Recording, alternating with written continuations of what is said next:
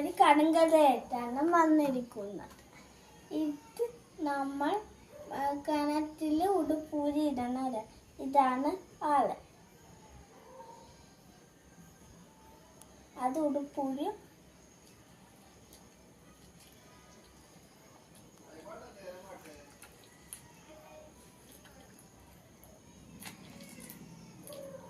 കിണറ്റിൽ ചാടിയിട്ടുണ്ട്.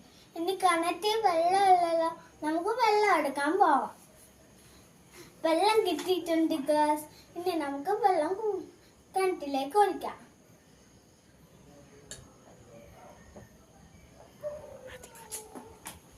കിണറ്റിൽ വെള്ളം നേട്ടിട്ടുണ്ട് കേട്ടോ.